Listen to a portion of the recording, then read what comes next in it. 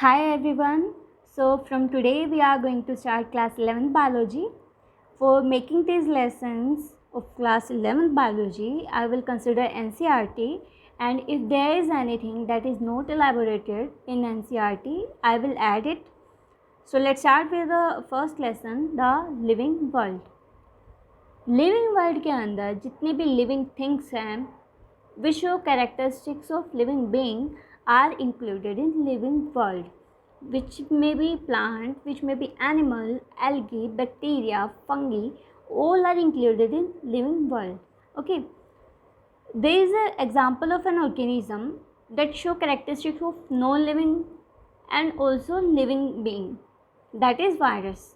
Virus है वो sales का नहीं बना होता, जो एक नॉन लिविंग बीइंग की करेक्टरिस्टिक है, एंड वो खुद को एक स्टेबल स्टेट के अंदर नहीं रख सकता. ओके, बट उसका जो लिविंग करेक्टरिस्टिक है वो क्या है, वो खुद को रेप्लिकेट कर सकता है एंड वो खुद को अडॉप्ट कर सकता है जिस एनवायरनमेंट में वो प्रेजेंट है.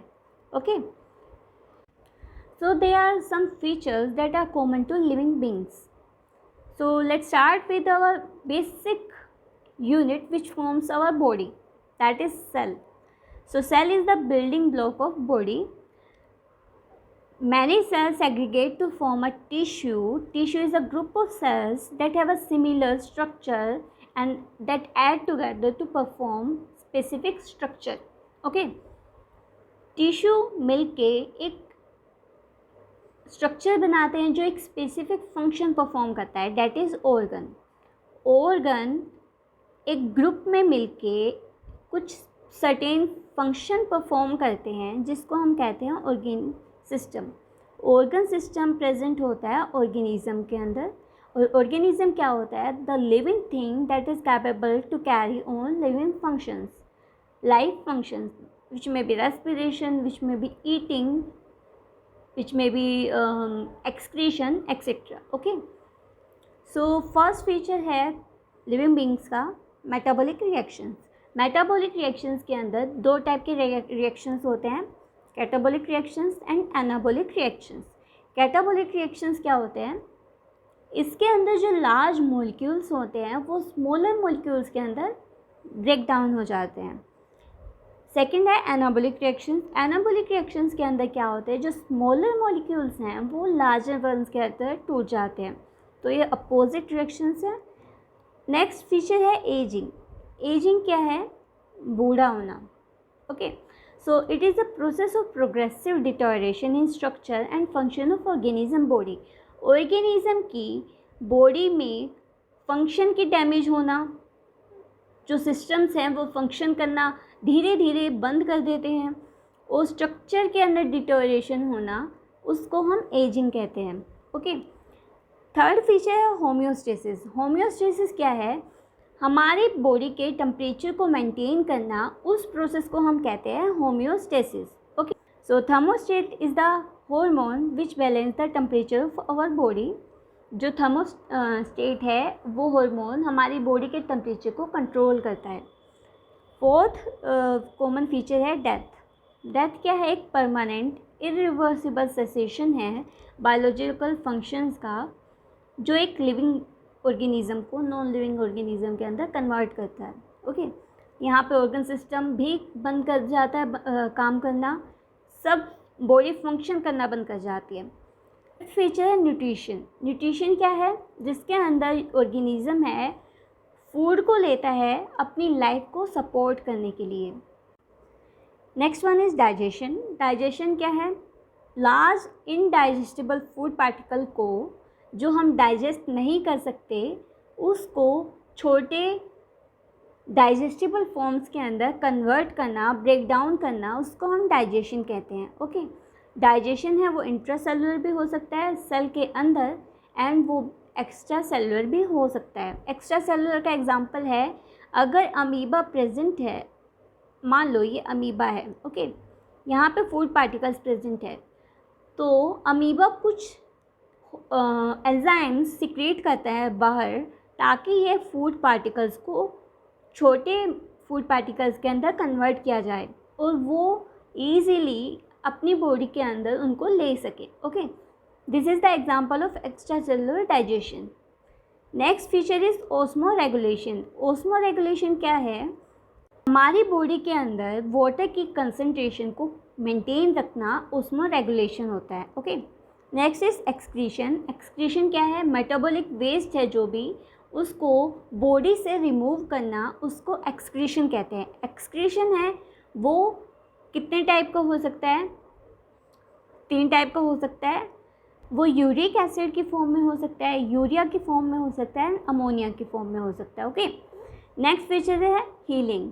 हीलिंग क्या होता है? किसी भी डैमेज्ड पार्ट को रिपेयर करना, उसको हम हीलिंग कहते हैं. जैसे हमारे अगर हाथ पे चोट लग गई है तो उसका हील होना, ब्लड क्लॉट बनता है और फिर वो दोबारा ठीक हो जाती है, उसको हम हीलिंग कहते हैं.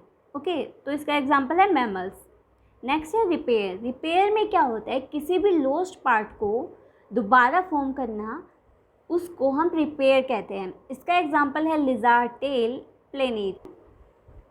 ये नया पार्ट बना लेगा, ये पार्ट भी नया बना लेगा,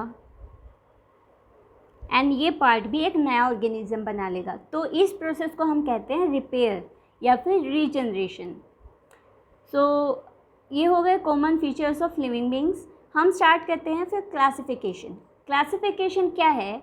ये एक सिस्टम है जिसके अंदर हम ऑर्गेनिज्म की ग्रुपिंग करते हैं अकॉर्डिंग टू द हियरार्की और ऑर्डर्स और लेवल्स. क्लासिफिकेशन एक सिस्टमेटिक अरेंजमेंट है ऑर्गेनिज्म की ग्रुप्स के अंदर अकॉर्डिंग टू एस्टैब्लिश्ड क्राइटेरिया. जो भी इंटरनेशनल यूनिट्स होती हैं वो फॉर्म करती हैं एक क्राइटेरिया, उसके बेसिस पे हम ऑर्गेनिजम्स को क्लासिफाई करते हैं. ओके. एक कैटेगरी या फिर रैंक क्लासिफिकेशन की यूनिट होती है और उसको हम कॉमनली कहते हैं taxon, which may be phylum, class, order, family, genus, species, kingdom. Okay. Next is nomenclature. हम ऑर्गेनिज्म को नाम देते हैं, उसको हम नोमेनक्लेचर कहते हैं. तो जो नोमेनक्लेचर है उसमें सिर्फ एक नाम दिया जाता है और वो एक नाम पूरे वर्ल्ड के अंदर चलता है. ओके. एंड नोमेनक्लेचर हम किसी भी ऑर्गेनिज्म को नाम कब दे सकते हैं? जब वो आइडेंटिफाई सही तरीके से हुआ हो. तो उसके लिए हमें करना पड़ता है आइडेंटिफिकेशन.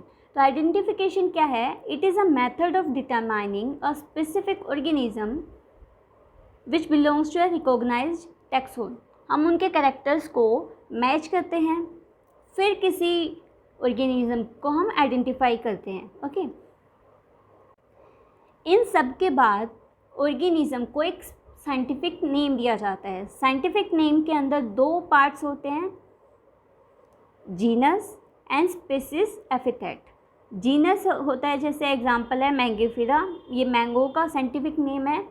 और जो ये इंडिका है वो होता है स्पीसीज एपिथेट. ओके.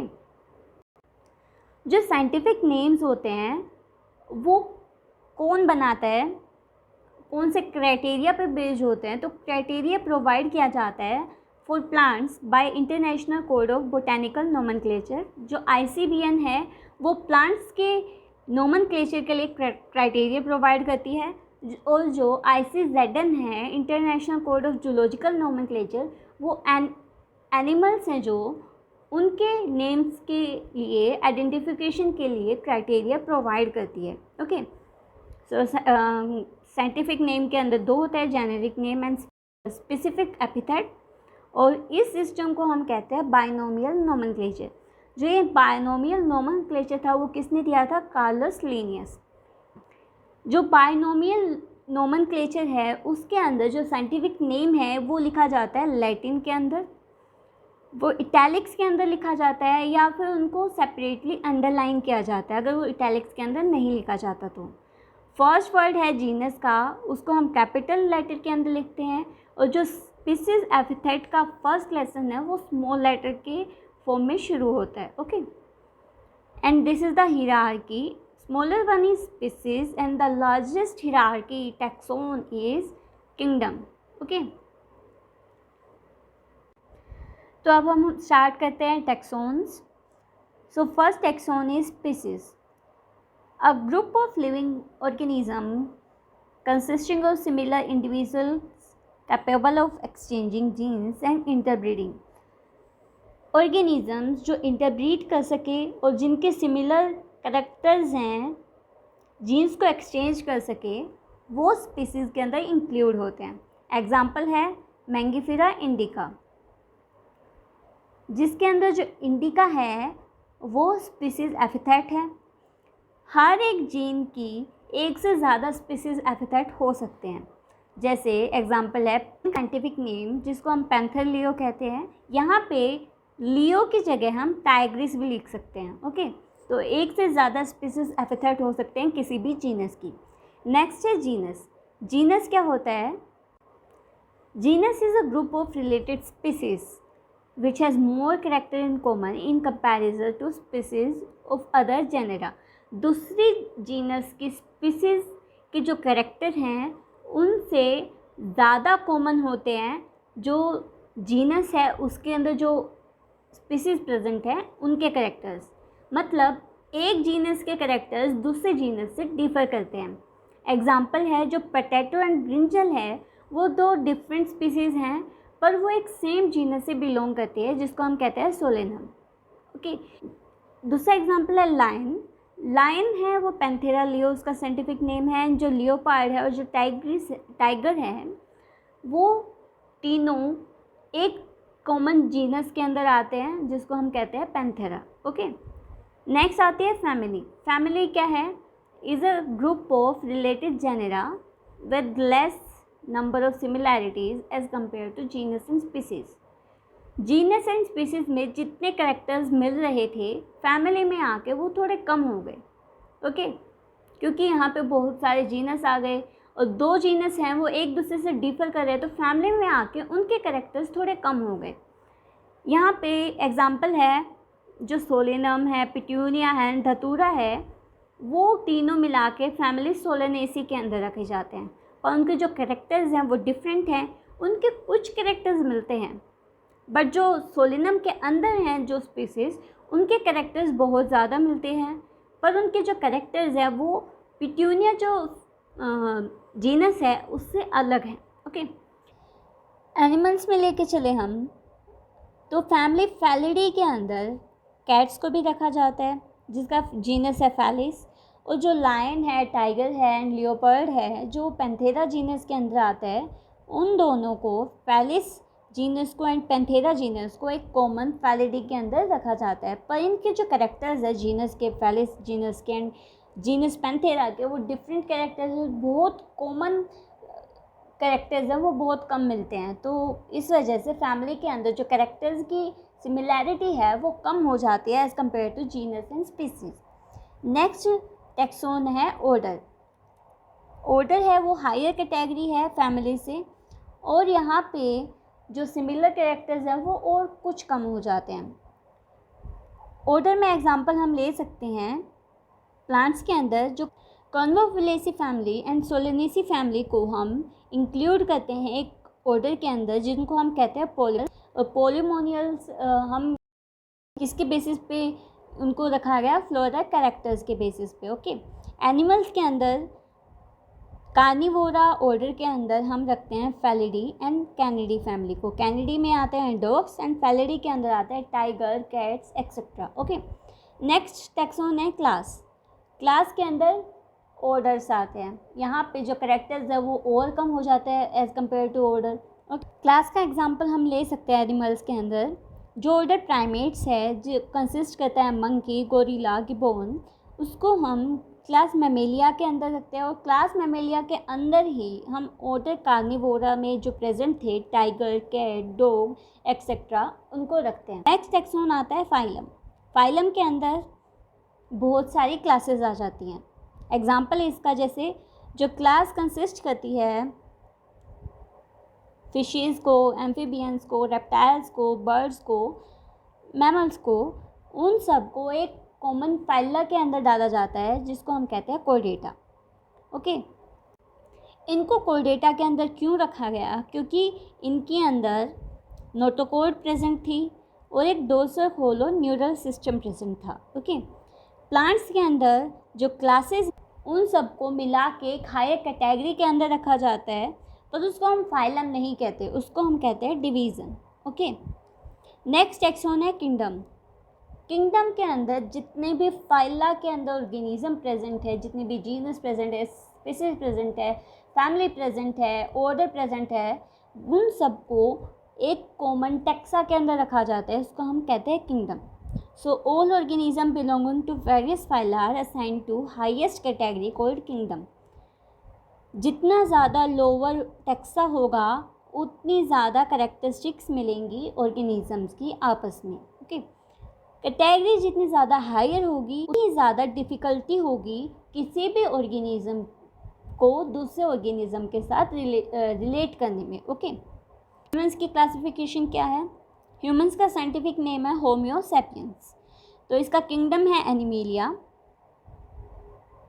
फाइलम है कोर्डेटा। कोर्डन को कोर्डेटा के अंदर क्यों रखा गया? क्योंकि इसके अंदर नोटोकोड प्रेजेंट थी and dorsal neural hollow system present था। हालांकि इसके अंदर नोटोकोड है वो डेवलप हो जाती है स्पाइनल कोड के अंदर, पर यहाँ पे बेसिक जो कैरेक्टर था कोडेट्स का वो क्या था, उनके अंदर नोटोकोड प्रेजेंट होती है और एक dorsal hollow neural system present होता है। जो नोटोकोड होती है वो क्या होती है? नोटोकोड क्या होती है? कार्टिलेजिनस स्केलेटल रोड होती है जो बॉडी को सपोर्ट करती है एम्ब्रियोनिक स्टेज में भी और अडल्ट में भी उसको सपोर्ट करती है। ठीक है। सब फाइलम जो है वर्टिब्रेटा। वर्टिब्रेटा क्यों रखा गया? क्योंकि जो नोटोकोड्स हैं वो मॉडिफाई हो गई थी वर्टिब्रेट कॉलम्स में, और वर्टिब्रेट्स कॉलम में प्रेजेंट होती है वर्टिब्रीज। वर्टिब्रेट कॉलम क्या होता है? यहाँ पे जो नोटोकोड है वो रिप्लेस हो जाती है सेगमेंटेड सीरीज़ के अंदर जो बनी होती है बोन्स की। ओके, जो ये सेगमेंटेड बोन्स हैं उनको हम कहते हैं वर्टिब्रीज। डिवीज़न है ग्नैथोस्टोमेटा। ग्नैथोस्टोमेटा वो वर्टिब्रेट्स होते हैं जिनके अंदर जोज प्रेजेंट होते हैं।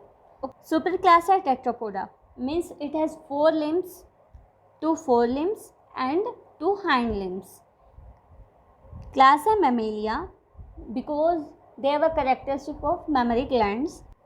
ऑर्डर है प्राइमेट्स। प्राइमेट्स को क्यों इंक्लूड किया गया? क्योंकि इसके जो कैरेक्टर्स हैं वो लेम्यूर्स, मंकीज़, एप्स से मिलते जुलते हैं।